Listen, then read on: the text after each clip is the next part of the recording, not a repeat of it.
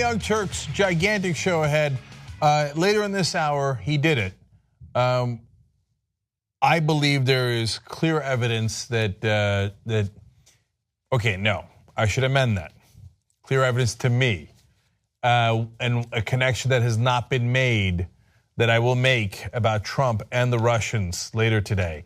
You might have seen the story about how the former founder of Blackwater, current founder, he just changed his name, did a secret meeting with the Russians on behalf of Trump. That story is more relevant than people realize. So I will lay it out for you. I think that is of gigantic importance. I think that will determine whether Trump stays in office or not. I'm going to do that in the second segment of this hour. I'm going to also give you the true face of the Republican Party in this hour. In the next hour, how Trump is making America Mexicans again. He's literally turning some of his voters into Mexicans. You're going to be thinking, no, come on. Like, do you mean deporting people? No, hold for it, and you'll see exactly what I'm talking about. Good old-fashioned Americans, white Trump voters are going to be Mexicans because of Trump. Okay, you'll see. And then the most unpopular piece of legislation that Republicans and Trump have championed, we have it in the second hour for you. It is stunning how unpopular it is. Which one is it? Well, that's why it's called a tease, guys. It's in the second hour. You got to watch it to find out, okay? Or, by the way, become a member. Watch the show anytime you like at tytnetwork.com/join. Okay. All right, let's move forward. Now, let me start with good news. It's the only good news I have today, and I'm going to give it to you right from the get-go, okay? Hey, look at this. Progressives in Congress actually doing something wonderful. Now, progressives doing it is not surprising, but progressive Democrats, they're Democrats and they're doing something positive. Wonderful, wonderful. So it's unsurprising that it is, of course, the most progressive people in Congress. Whether they'll get a pass, of course, is a different question. But, recently Bernie Sanders in the Senate and John Conyers in the House have championed Medicare for all. I know Just Democrats has pushed for that and now gotten 12 new Democrats to sign up for it in the House, which is fantastic. John Conyers, very nice of him, has thanked the Justice Democrats and brand new Congress and the National Nurses Union for helping with that drive. So that's great. It's got good momentum, and of course, all the Democrats should sign on. There's still 109 Democrats in the House that mysteriously have not signed up for Medicare for all. But the new proposal is college for all. Okay, I'm listening. So let's go to a description here of what this is. They explain that two of the upper chambers, Senate's, of course, most liberal members, Bernie Sanders and Elizabeth Warren, along with Representatives Keith Ellison and Pramila Jayapal from Washington, have jointly introduced a bill that would aim to make college more affordable for more Americans. A, awesome. B, it's unsurprisingly called the College for All Act. C, it could easily be called the American Dream Act. Because that's what the American dream is, that you could start at any position. We don't have castes here. We don't have royalty here. We don't have lords and barons, although there was a guy pretending to be John Barron who's now in the White House. Anyway, what we have is the American dream, that anybody could start at any level and actually advance up. And of course, the great equalizer is education. So what these progressives are proposing is, let's give it to Americans. Let's let them live the American dream. If you're born poor, it doesn't matter, by the way, in this case, if you're black or you're white or you're Latino, Asian, it doesn't matter at all. This isn't about any of that. This is about, hey, if you can't afford a college education, we're going to provide one for you because we believe in the American dream. So as part of the proposed legislation, students of families earning less than $125,000 a year would have free public tuition. Now look, could it be bigger and better and bolder? Yes, I think Bernie Sanders' proposal during the primaries was slightly bigger and bolder, but is this a good place to start? It's a wonderful place to start.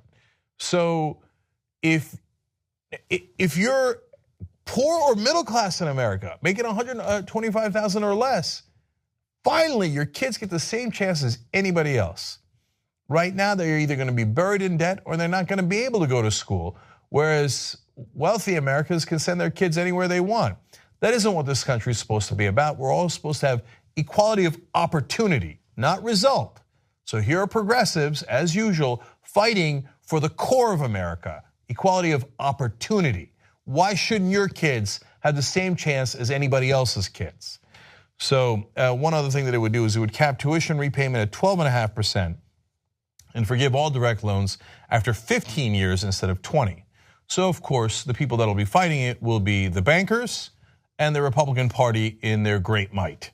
And of course, a lot of the corporate Democrats who, a lot of them won't even pretend to be in favor of it. They will say, oh, it is not practical or pragmatic.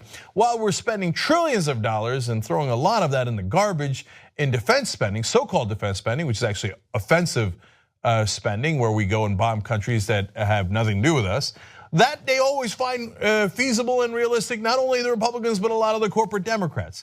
But when it comes to your kids and them having an equal chance, I guarantee you a big chunk of the Democratic Party is also gonna say, well, this is not the time. No, we're supposed to be in the middle of resisting Trump. Well, how is this? This is a great way to resist him by actually showing an alternative, a positive vision for America. We'll get to it right after Russia.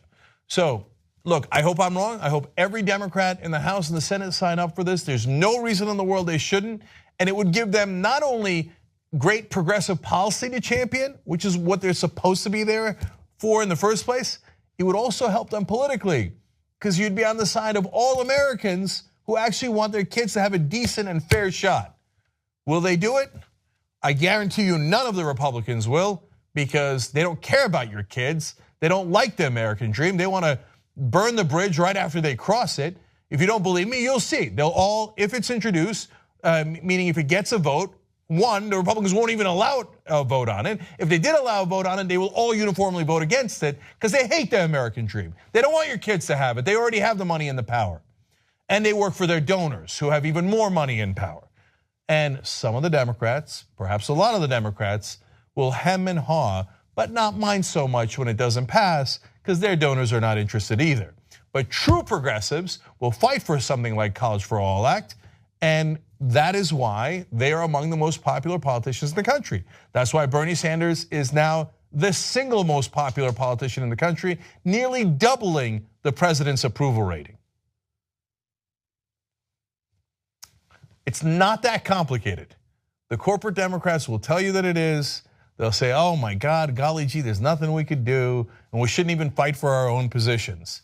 But the reality is, if you fought for this, it would be great for you politically, and it would also be great for the country policy-wise and for our kids and for our future. I know an organization that'll fight for it. That's justicedemocrats.com. And I certainly know 4 people fighting for it right now, and that's the American Dream Team that you're looking at right there. Okay. Let's move forward. That was, by the way, the good news. All right. Now, let me show you what the Republican Party is all about. So Donald Trump, every once in a while, will pretend to care about women's issues.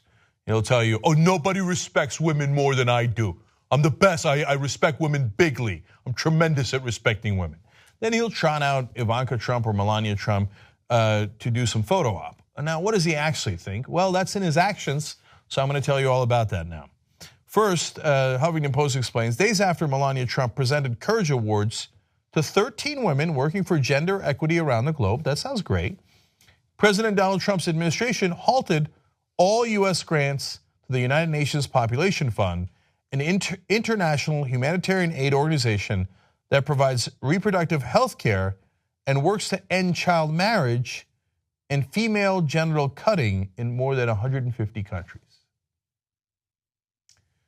So on the one hand, he sends Melania to go take pictures going, oh, we're all for women.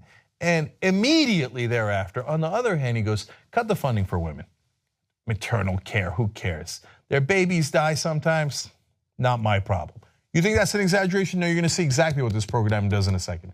Female genital mutilation.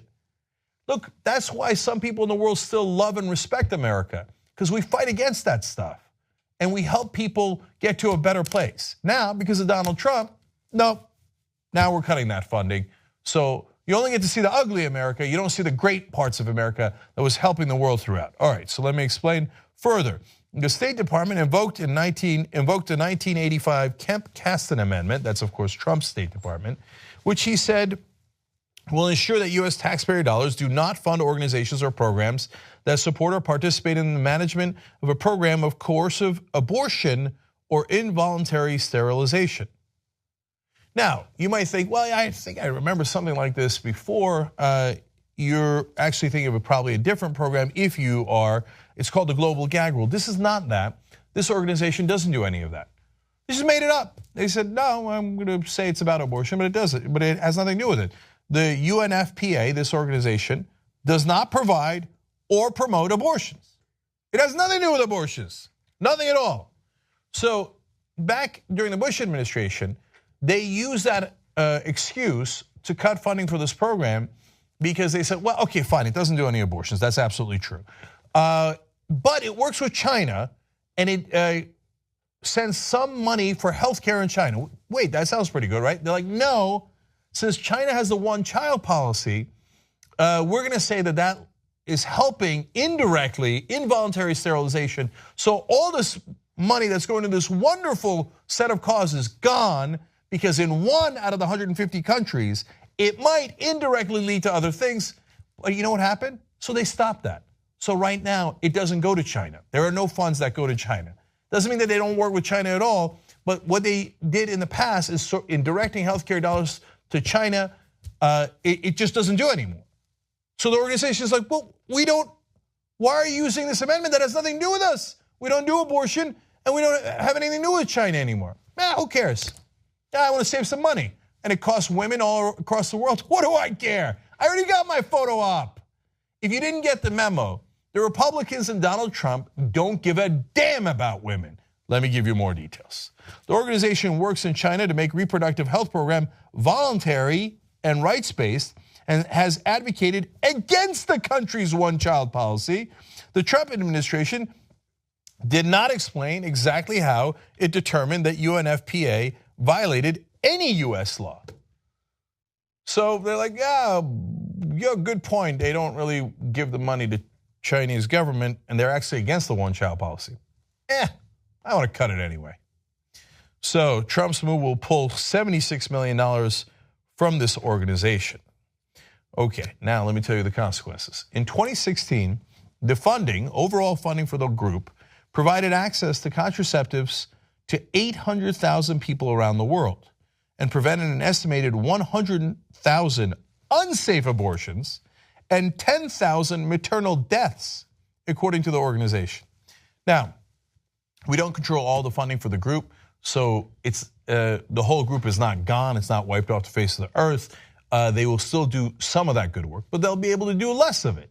So now, thanks to Donald Trump and the Republicans, there will be 800,000 people who have to be more concerned that they're not going to have access to those things. But you see, for Republicans, they're like, oh, you don't have access to contraception? Great. I don't want you to have access to contraception. I want you to have all sorts of babies. They're born in safe, unsafe conditions. I don't care. I don't care. Oh, this organization saves 10,000 mothers' lives during pregnancies?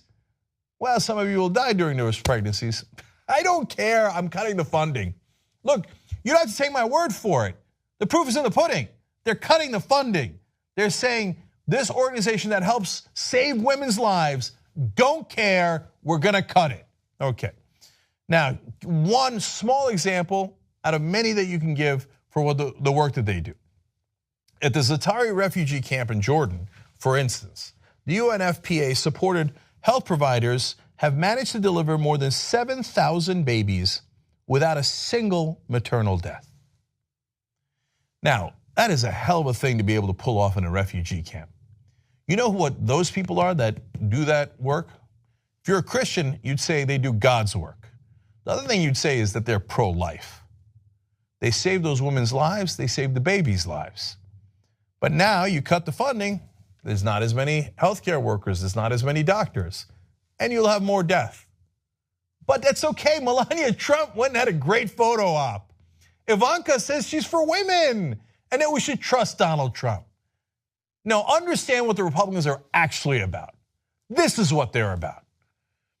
Now, this is not the only thing he's done. Let me refer back to that gag rule. Earlier this year, Trump also reinstated the global gag rule, a federal ban on US funding for any international health organization that even counsels women on safe abortions. The rule affects $9.5 billion in US global health funding to organizations working on AIDS, malaria, and maternal child health. So those organizations that were affected by that funding do actually counsel on safe abortions. You counsel on it? No, you talked in a way that we did not agree with. You did not practice political correctness. There goes your money. So if you're working on AIDS, that has nothing to do with even counseling on abortion, doesn't matter. Malaria, doesn't matter. Go ahead and die. We don't give a damn. We're Republicans. So if you're a Republican, you're really offended by that? Okay, well then prove otherwise. Prove that they didn't cut the funding. Prove that they actually care about female genital mutilation, AIDS, women's contraception issues, women's health, maternal health. You can't prove it because every time they come in, they cut those programs because they don't care about those things. Sarah Sipple, who's the president for Center for Health and Gender Equity, says Trump's refusal to invest in strong, healthy, and empowered women and girls will jeopardize families, dismantle communities, and will kill women. In this case, when it comes to this funding, that is literal. A certain percentage of those women will die because they never got the healthcare professionals that could have been there for them. And for all of the demagoguery that the right wing does about the United Nations, you know what the United Nations also does? It saves little babies while you're not looking. Now, you don't know what's going on in that refugee camp, let alone the hundreds of other places they work in the world. You don't see that. But while you're sitting comfortably at home, they're working so hard to save those lives all throughout the world. And how do we repay them? Now we told them America is not grateful, America is not merciful, America is not benevolent, and nor anywhere near exceptional. America is cruel and doesn't care about women or these health issues. That's the message we just sent them. And by the way, it's not just Trump. Almost every Republican does this. Mike Pence is ecstatic about this. The Republicans systematically are barbaric towards women. You don't like it? It's not my problem. I didn't do it. Your Republicans did it. They did it every time, and they're doing it today. And if you vote for a Republican, that's what you're voting for. So don't pretend that you're pro-women or that you care if you vote for a Republican, because this is what they do. This is who they are. There was I got interviewed somewhere on ABC, and that came out today online. And for whatever reason, I don't even remember what I said. There were some people who looked at it and thought, I'm sure I talked about the Just Democrats. He's like, Cenk is actually an agent for the Republicans. I got a funny way of showing it. Okay, anyway. Now, let me continue to decimate them because that is what they have called for, and that is what they deserve. Okay, now let's go to healthcare. Just when you thought the ridiculous healthcare proposals of the Republicans were dead, they're back. It's like a zombie you can't quite kill. So there's a new deal, and the deal basically says, all right, we're gonna put the so-called moderate Republicans, there are no moderate Republicans, they're right-wing Republicans and extreme right-wing Republicans. The ones that the papers today, and it drives me crazy how often they refer to them as moderate or centrist. Those right-wing Republicans, in the Tuesday group, for example, they're already in favor of a draconian health care bill that would get rid of Obamacare and have 24 million people lose their health insurance. But those are the moderate Republicans. Now, the extreme right-wingers that are in the Freedom Caucus, et cetera, they go, not good enough. Not good enough, we want to cut deeper. And apparently the deal that they are in the middle of striking, the White House had the Tuesday group over on Monday to talk this through, this compromise idea through. And it looks like the Freedom Caucus might be in favor of it. We'll see, it's not done yet. But this is the direction that they're going, which is, well, The so-called Freedom Caucus hates that Obamacare got rid of the ability to deny people with pre-existing conditions or charge them a lot more. They're like, "Grr! We wanted to crush those people with pre-existing conditions, so they demand it." Well, the Tuesday group, that is just the plain old right-wing Republicans, says, no, I might lose elections in Pennsylvania and other places if we're that cruel and barbaric. So the compromise apparently is, we'll let the states decide. So if you live in a red state, we will cut all of those provisions and you'll be even worse shape and more people will lose health care insurance. It'll become less affordable for anyone who's actually sick. And if you live in a blue state, well, maybe you're lucky, maybe you get to keep it. Now let's dive into the details and see if they can make this happen and I want you to know what the Republicans got cooking for you. So the deal would, quote, hinge on Republicans accepting changes to their health care bill that would violate a key promise from President Donald Trump, namely that insurers would have to offer plans to people with pre-existing conditions. So Trump told you, oh, no, don't worry about people with pre-existing conditions, we're gonna cover you. Now they're saying, as usual, we were lying. Turns out, not necessarily. So the House bill would now allow states to opt out of community rating regulations, which compel insurers to offer plans at the same rate for sick people. Now, if you're in the weeds on this story and you keep seeing community rating, basically what that says is, just as they explain here, that allows you to offer the same rate for sick people and healthy people. Now, that's kind of how insurance is supposed to work. So Paul Ryan apparently doesn't understand that. He did that famous pie chart. He's like, well, look at this, the healthy people, it turns out, are paying for the sick people. Yeah, because we don't know who's gonna be healthy and who's sick. That's why we all get insurance. If I thought I was gonna be healthy for 50 years, of course I wouldn't get insurance because I wouldn't need it. That's the whole point of insurance, is that we pull the money together in case some of us get sick. They don't seem to understand the concept. Now the Republicans say, no. In this current version, we do understand the concept. We just don't give a damn about the sick. Just don't care. And I have a quote for you too. So first, let's keep explaining why they don't care about it and how they don't care about the sick. Ditching those protections would let insurers charge exorbitant rates for people with pre-existing conditions, while also offering plans that don't offer key services like maternity care, hospitalization, or lab services. Oh, okay. So basically, if you're young and healthy, or you're super rich and you don't care, you're gonna be okay, because you can get any kind of insurance you want if you're rich or if you're young and healthy. We'll keep your premiums a little low. Oh, you got any kind of problems? You got breast cancer? You have a heart condition? I can charge you anything I want. Well, I can't afford it then. Yeah, so what? Bootstraps. I don't care. That is the Republican position. So yeah, of course you're gonna have to pay higher.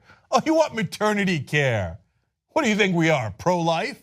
No, I don't give a damn what happens to you and your baby. The minute it's born, deal with it. That's gone. Hospitalization? Well, isn't that a core part of healthcare? Nope, now you pay for it. Oh, for Christ's sake. This is the Republican proposal, but good. You know what, Republicans, go for it, go for it. Brag about this to the whole country about how wonderful your healthcare plan is.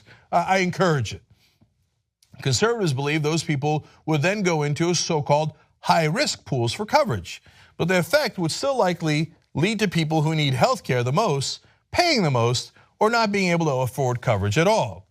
Now, how do we know this? They say, oh, the high-risk pools. We know what's going on, and we're gonna put a little bit more money into the high-risk pools. You're in a high-risk pool, you'll be fine. Really? Well, we had high-risk pools. How'd that turn out?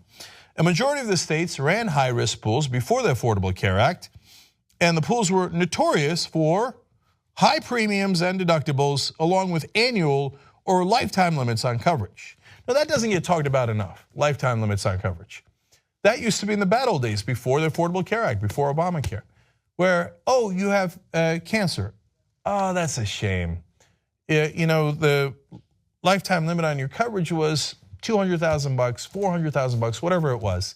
And now your chemo has cost more than that. So go ahead and die. Are you kidding me? But I need to get more chemo. All right, then you pay a couple hundred. I don't have a couple $100,000. That's why I bought insurance. Ha ha. Sorry, we gave you totally crappy insurance and the government let us. Sad day for you. You can't afford to bankrupt your entire entire company, perhaps, and oftentimes, by the way, they do bankrupt their companies, small businesses, then bankrupt your entire family, then lose your house, then if you still can't afford it, go ahead and die. Alan Grayson got a lot of heat when he said that when discussing the Republican proposals. But that's what this is. If there's a lifetime cap and you have a serious condition and you go over the lifetime cap and you don't have any money, you know what happens to you? You die. It's not a hyperbole. That's life. That's how it works. That's why we have insurance, so we don't die. But now they're going to rip that out. Okay. Now, why is Mike Pence on the graphic and not Donald Trump? First of all, Donald Trump is not leading the proceedings. He couldn't lead himself out of a wet paper bag. Okay, of course, he's out golfing. The guy running the show is Mike Pence. And the Republicans will later, if Trump leaves office prematurely, will blame all of these things on Donald Trump. No. This is the core of the Republican Party. This is who they are, and they're doing it right now. So let me tell you who's in the meetings. Those lawmakers met with Vice President Mike Pence, Chief of Staff Reince Priebus, Office of Management and Budget Director Mick Mulvaney, and Andrew Bremberg, the Director of White House Domestic Policy. This is the core of the Republican establishment. They don't care if you get sick. That's your problem, not their problem. They're already rich. So now let's go to the head of the Freedom Caucus, Mark Meadows. He's the one insisting on more draconian cuts to Obamacare, wants to eviscerate it completely, and this is as close to evisceration as you can get. And they say, but Representative Meadows, what about the people who are sick and won't be able to afford coverage or who have pre-existing conditions? So many of us have pre-existing conditions. By the way, the healthcare companies now and your employers are looking to have access to your DNA, force you to give over your DNA to your companies. And if it turns out they can see in your DNA that you will at a later date have a condition, boom, pre-existing condition, you're all screwed. Okay, so when asked, Mark Meadows says, the fundamental idea here is that marginally sick people would pay the risk associated with their coverage. In other words, screw you. If you're sick, you gotta pay up. If you can't pay up, you gotta die. Republican 101. So when you vote Republican, don't pretend now that you don't know what this party's about. This party is about me, Ayn Rand kind of thinking. And if I'm healthy, great. Of course, until it happens to them. And that's what happens so often. It's happening with so many of the Trump voters now. Well, I didn't know that it was going to apply to me. I didn't know my husband was going to get deported. I didn't know that I was going to get stuck on the wrong side of the border wall. I didn't know that he was going to cut Meals on Wheels. I use Meals on Wheels. And soon there will be millions of them going, I didn't know I was going to get sick. And that when I got sick, I couldn't afford the coverage. I didn't know he was going to bankrupt my family. I didn't know that I was going to die. Well, I'm telling you, and now you know. And they're telling you. Listen to Mark Meadows. He says, well, if you're sick, you gotta pay up. And if you can't afford it, sad day for you, you shouldn't have voted Republican. It is a sick, barbaric party. It doesn't care about us. It doesn't care about community. It doesn't care about citizens. All it cares about is money, money, money, money. What's in it for me? And if I got rich donors who make me rich, I don't have to worry about healthcare. That's your problem, not my problem. That's the Republican Party, Young Turks. All right, guys, I don't have a lot of time. I got a lot of stuff to get to. We're back on the Young Turks, obviously. But so I'm gonna just read one tweet and then a bunch of names and then I gotta go. And Dana Fairbanks says, I wonder if the GOP will permit insurance companies to treat being female as a pre-existing condition again. The answer is probably yes. I mean, when it comes to maternity care and all those other issues. And that's quite literal. So now I want to thank the folks that are donating to our journalism drive. $27 from Rodrigo from Maryland, $50 from Carolina in Switzerland, and $127 from Allie in Arizona. I love you guys. That's at tytnetwork.com/go. All right, now let me tell you, look, the policy stuff is overall more important. But whether this guy, Donald Trump's going to stay in office for 4 years, is probably going to be determined by this next story. So it doesn't get any more important than that. Let me tell you what it is. Okay. Hold on 1 second here. Let me get the exact right name for you guys here. Okay. Washington Post has an amazing story about an amazing meeting in Seychelles Island that happened between Eric Prince, who is the founder of the company that used to be called Blackwater. They got in a lot of legal trouble here in the US and had to actually move to the Gulf. And Russian representatives and Crown Prince of Abu Dhabi, Sheikh Mohammed bin Zayed Al Nahyan. Now, UAE was involved in this meeting as well. So this happened in a very clandestine way, and apparently Eric Prince representing Donald Trump's interests. So the details are very, very important, and what the Washington Post did not mention, I will tell you at the end as to why this story is even bigger than people realize. In fact, this could be everything. So I'll explain.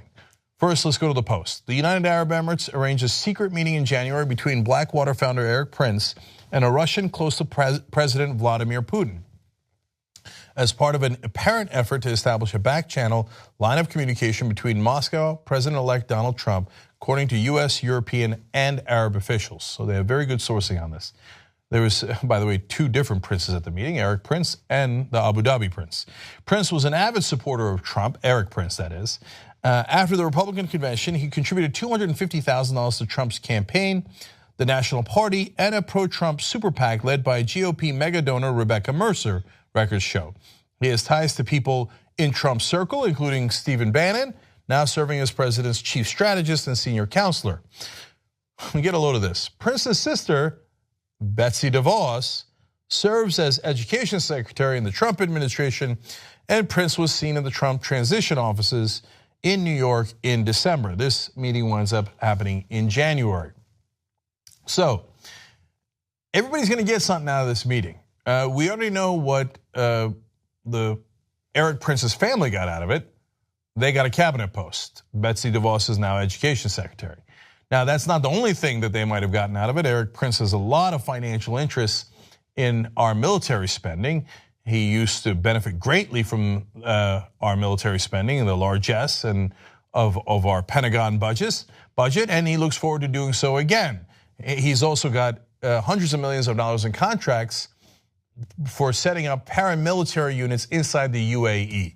So UAE, which is basically a dictatorship, Eric Prince helps those dictators remain in power by crushing any kind of opposition. What a swell guy. Okay, and then he goes on to complain about terrorists and how they're fascist.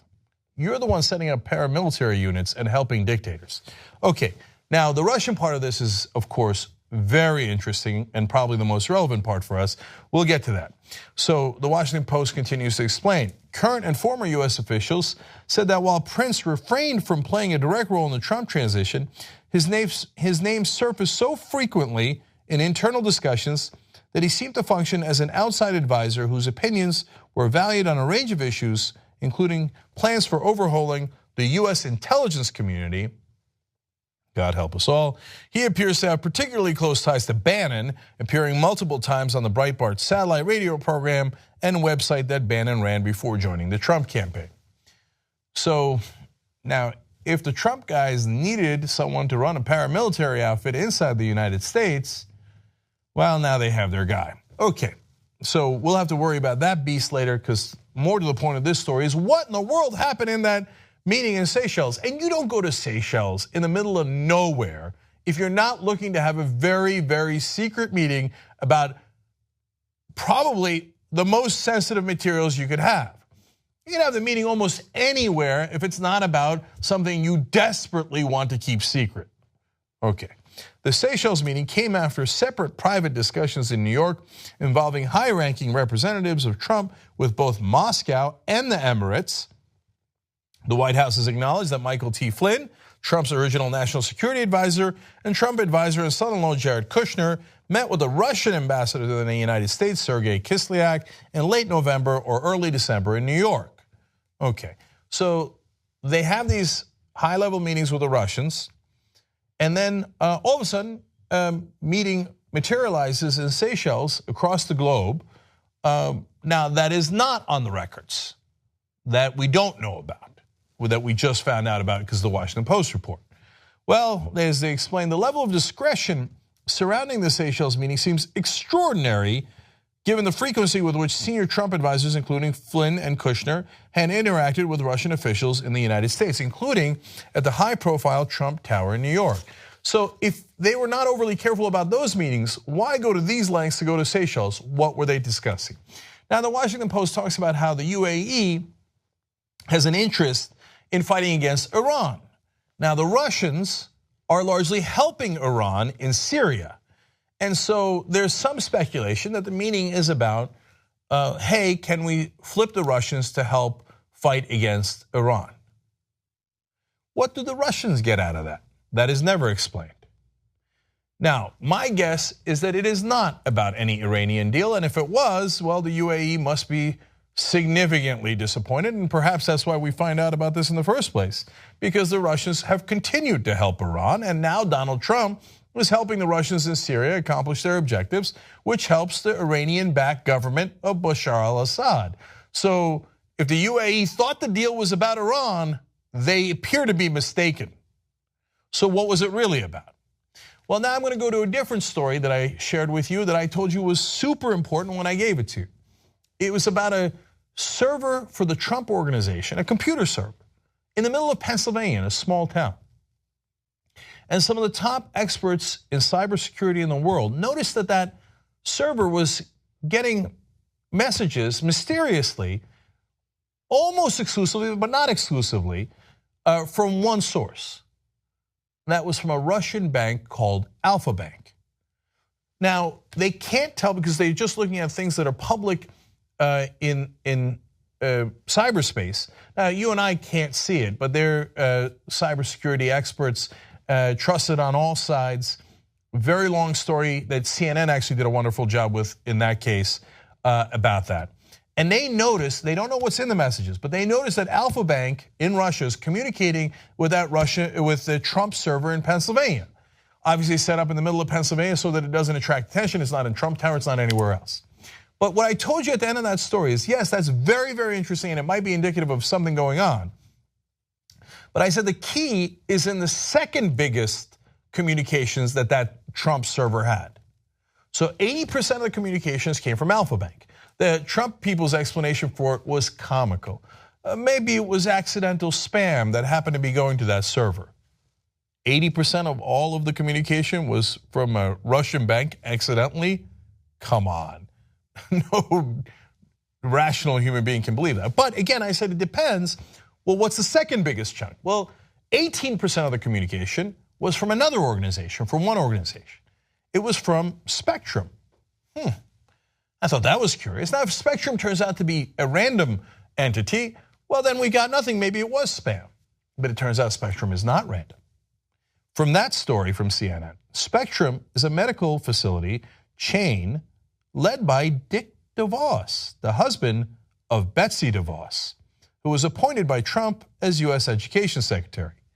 And they explained together, Alpha Bank and Spectrum accounted for 99% of the lookups to that Trump server in Pennsylvania. So let me get this right. Eric Prince does a secret meeting with the Russians in Seychelles Islands, and at the same time, we've got Russian banks and the other part of the DeVos family that Eric Prince is part of, pinging this Trump server in the middle of Pennsylvania. And you think those things are not connected. I got news for you. They are significantly connected. Now, the question that could change history, and I'm not using hyperbole here, I mean it literally, is can they prove it? Now, based on this evidence, my very significant guess is that Trump did a financial deal with the Russians. If you want someone dirty who doesn't mind getting into those weeds and doing that deal for you in secret, who would you pick if you were an extreme right-winger? You'd pick the guy who started Blackwater. And what does he want? Well, he wants a lot of government contracts, and he wants his sister to be the education secretary. What do the Russians want? The Russians want the sanctions lifted that cost them $500 billion deal with ExxonMobil. So they want the sanctions lifted. They want the American president to badmouth NATO. They want the American president to let them do whatever they want in Syria, and to not complain if they have aggressive military and foreign policy. Well, the sanctions haven't been lifted yet, but they've gotten everything else that they've wanted.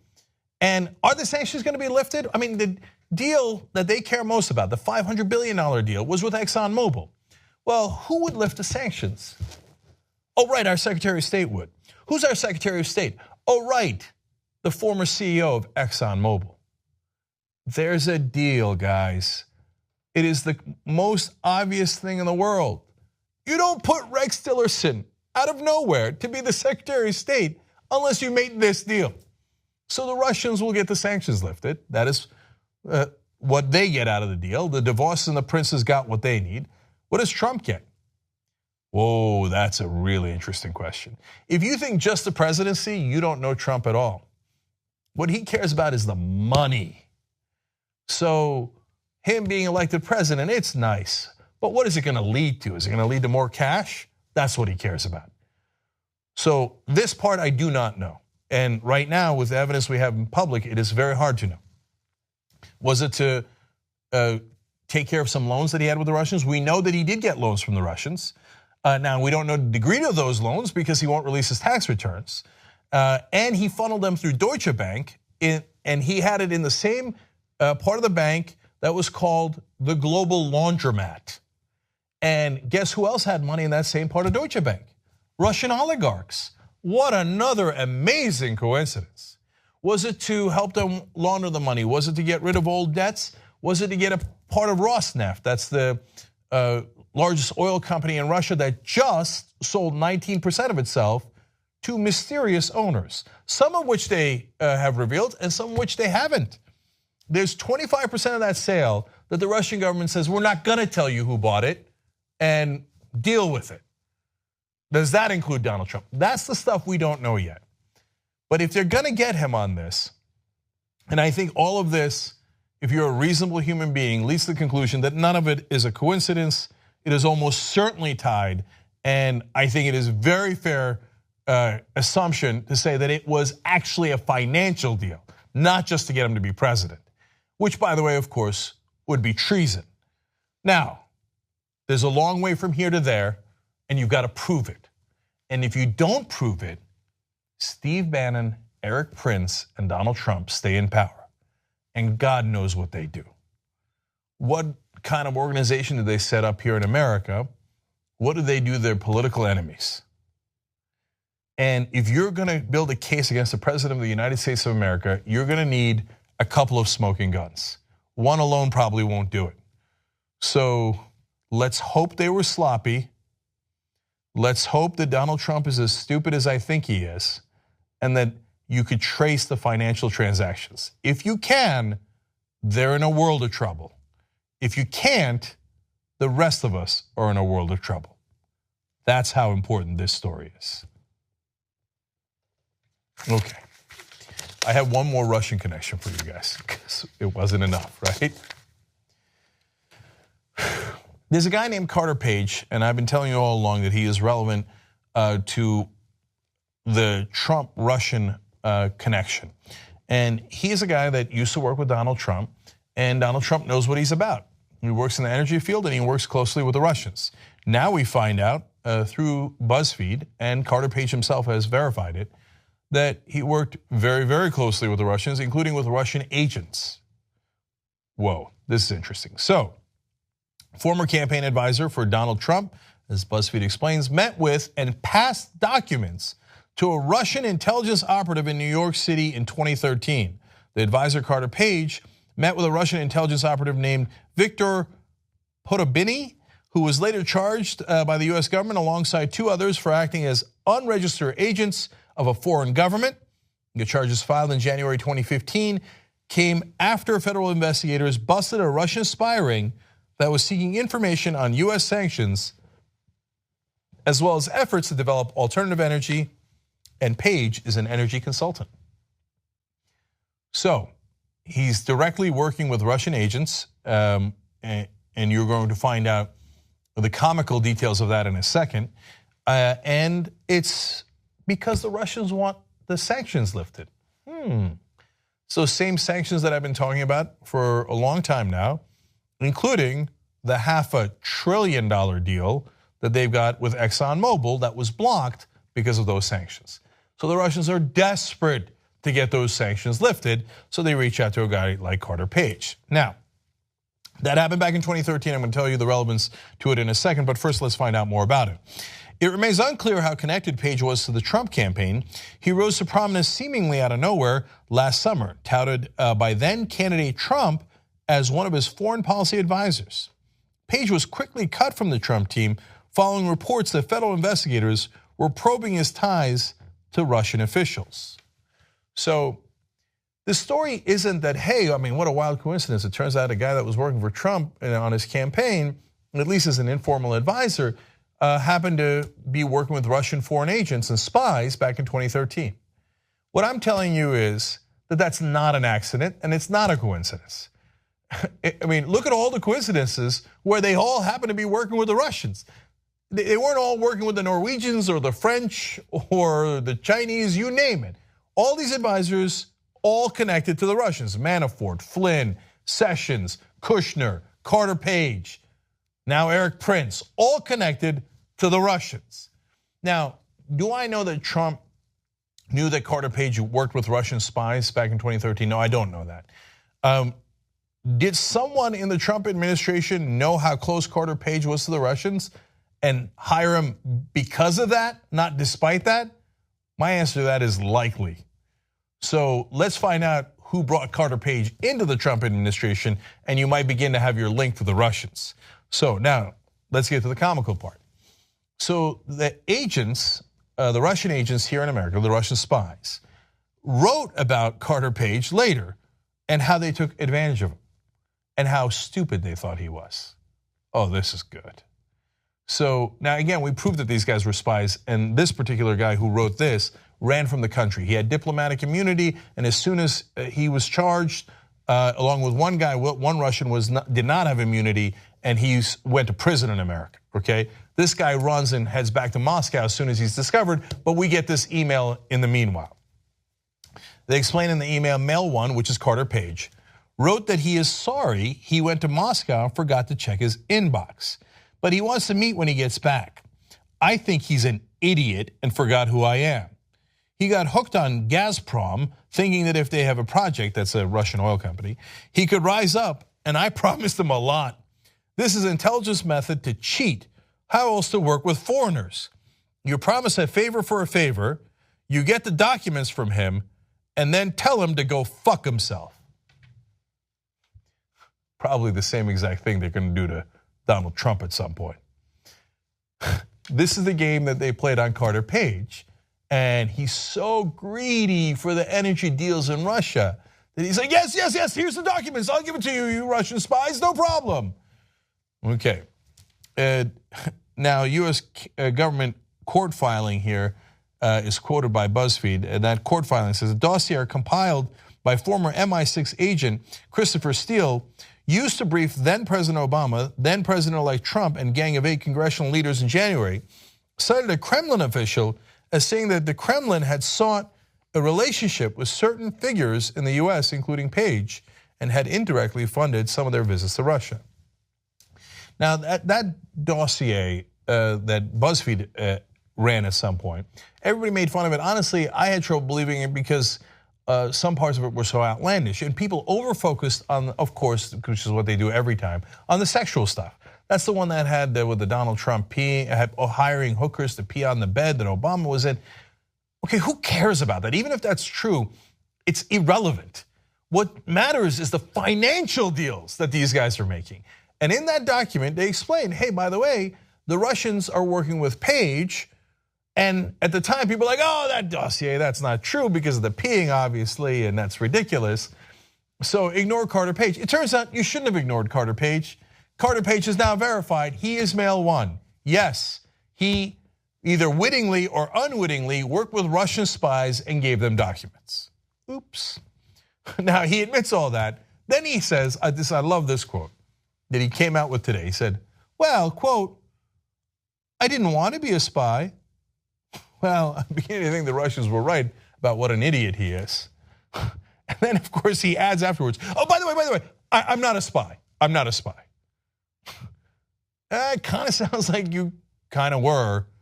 You claim you didn't want to be, but you did work with the Russians, and now even you admit that. This was a Trump advisor. What the hell was he advising him on? And did Trump listen to him? And what were the deals that were made? That is enormously important. All right, we got to take a quick break here. When we come back, away from Russia, back to national policy issues, and again, how draconian the Republicans are. We'll explain when we return.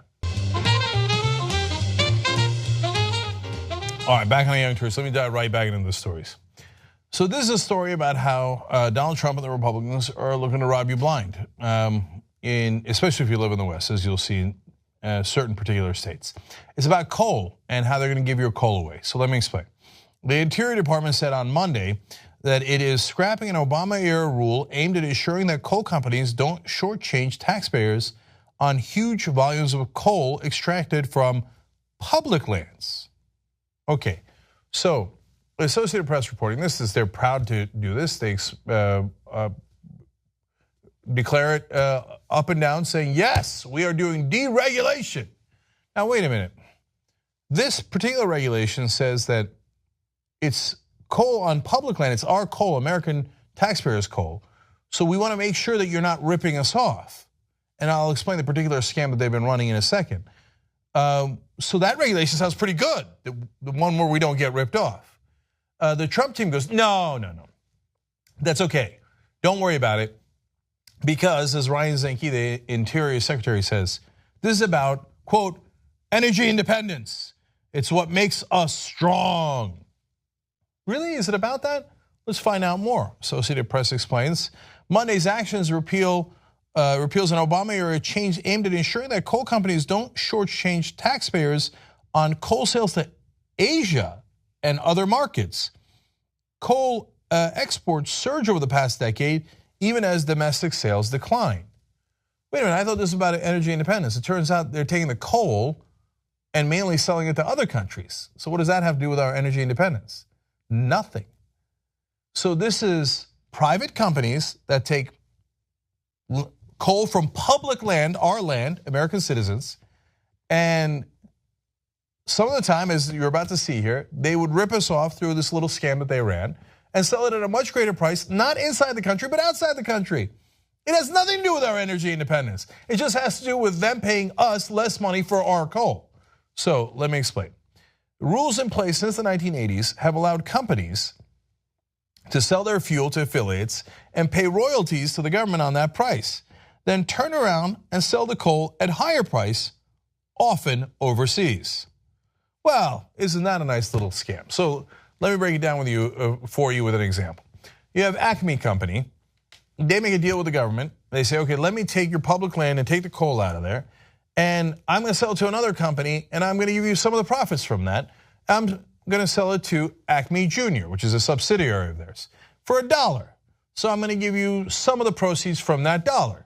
Now you think, okay, look, they're taking the coal from public land, but they're giving us some money for it, and it's a percentage of the profits. That makes sense, right? That's how it's set up. But the part they don't tell you is that Acme Jr. then takes the coal that they bought for $1 and sells it for $10 in China or in other parts of the world. So the actual profit they made is the $9, which they didn't share with the American people.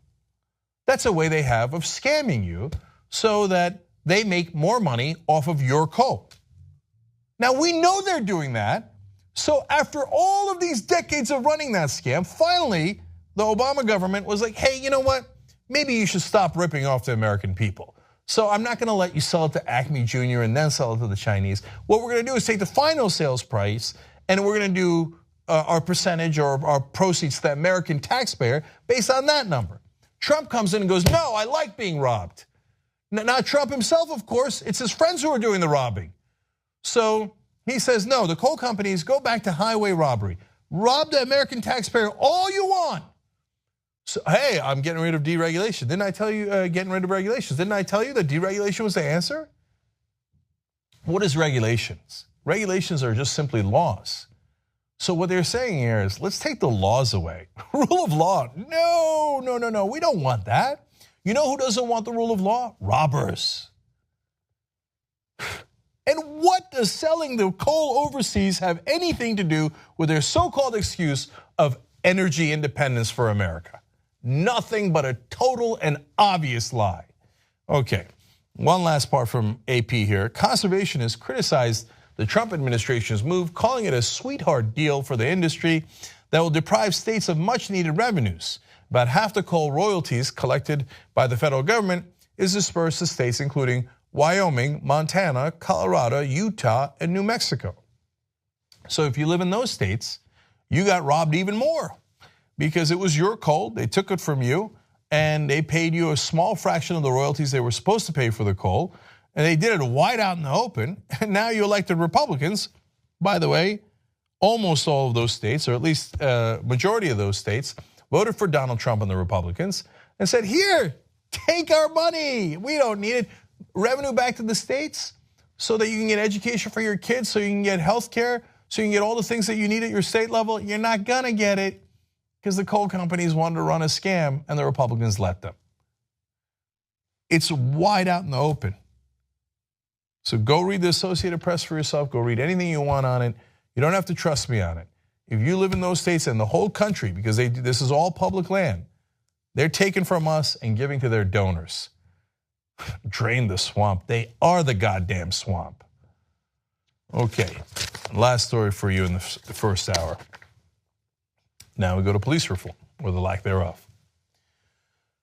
Jeff Sessions, Justice Department, or perhaps Injustice Department, has a new policy in place, and they've decided, all those orders from the previous Justice Department where they told the local police that they were going to monitor them to see if there was any wrongdoings. And it turns out that in Missouri and Baltimore and so many other places, Chicago, they found plenty of wrongdoing. They found discrimination, police abuse, etc. Now, a lot of those places welcomed it and said, all right, good, we want to serve our community. And the local police department said, that's great, thank you for your help. We want to help reform what we're doing here. Now Sessions comes in and goes, nah, we didn't mean it. Who cares?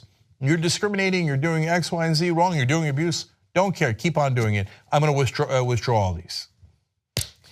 Okay, they explain in the new memo that managing non-federal law enforcement agencies is, quote, not the responsibility of the federal government. In other words, you want some kind of oversight to make sure that you find out wrongdoing? We're not going to give you that oversight. Have at it, Hoss, do whatever you want. And if the local prosecutor is your buddy that you work with every day and he's going to let you off the hook, great, he's going to let you off the hook. Beat up anyone you like, do any kind of abuse you like, there's going to be no federal oversight. Have at it, Hoss. Okay, part two.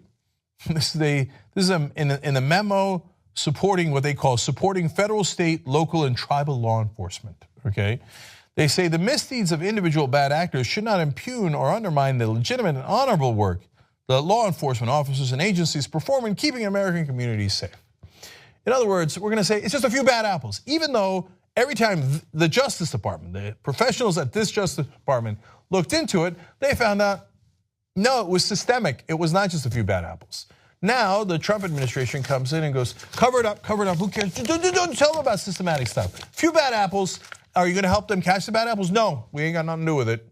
So if you want to encourage your few bad apples or a lot of bad apples at the local level, have at it, Hoss, because now there's no cops on the street at the federal level. Okay, one of the reasons they state for doing this is to promote officer safety and morale. You see, the cops, they lose all morale, the corrupt ones that were uncovered by the earlier Justice Department findings. They lose all morale if they can't kick the crap out of someone or they can't violate their rights. Oh, what a bummer. So luckily, Sessions is in charge and Trump is in charge. Now it's going to be back to cracking heads, etc. Now, look, I'm going to give you specific examples of that in a second. They explain further, in seeking to comply with Sessions' memo, Justice Department lawyers sought Monday to delay a hearing on the ongoing case in Baltimore. Now, so they're saying, hey, Baltimore, we found all these abuses. Pause on fixing them. They're literally telling them, don't fix them for now. Now, we'll see if they come back and go, oh, okay, fine, we won't do any more, but go ahead and fix these at least. But for now, they're like, no, I know the abuses. We just had the abuses in a giant report that I'm going to tell you about, but don't fix them. Okay, so what is it? This is Kristen Clark, that's the Lawyers Committee for Civil Rights under law. And she explains what was in that original Justice Department report. In a 163-page report, the Justice Department laid out extensive evidence of unconstitutional policing practices, including unlawful stops, searches and arrests, racial disparities in the rates of stops, searches and arrests, and use of excessive force. The mayor, the community, and the police department all support reform, and Attorney General Jeff Sessions is the obstacle standing in the way. This administration is making clear its intent to delay and obstruct federal civil rights enforcement across our country. So they found in Baltimore that they were discriminating racially. They had the numbers, they had the facts. It's in a 163-page report. Sessions goes, and? Oh, keep on doing it. They're about to stop them. And by the way, the unlawful stops, that's unconstitutional. It doesn't matter who you do it to. You can't do these unconstitutional activities from the guys who claim that they care so much about the Constitution. It's like, we found unconstitutional acts. Keep on doing it, brother. Who cares? And then excessive force. It's Trump time, baby. So don't pretend you don't know who the Republicans are. This is who they are. Where they find injustice, they don't fight it, they encourage it. In this case, it is quite literal. There is a report from the Justice Department saying there is great injustice in Baltimore, let alone all the other places that we have investigated. And now Sessions is saying, cut it out. I don't want to hear about injustice. I don't want to fix injustice. Injustice to them is not the problem, it's the solution. That's who these Republicans are. Okay, when we come back, we'll lighten it up a little bit by basically saying to Trump voters, did that go out? Okay, all right. So why Trump has made some Americans Mexican again. I will explain that. and they're pretty pissed about it, even if they voted for him. And then the single most unpopular thing Donald Trump has ever done. I don't know that you know what the answer is, but based on the polling, it is very clear, and even Republicans are super pissed about it. We'll explain that when we return.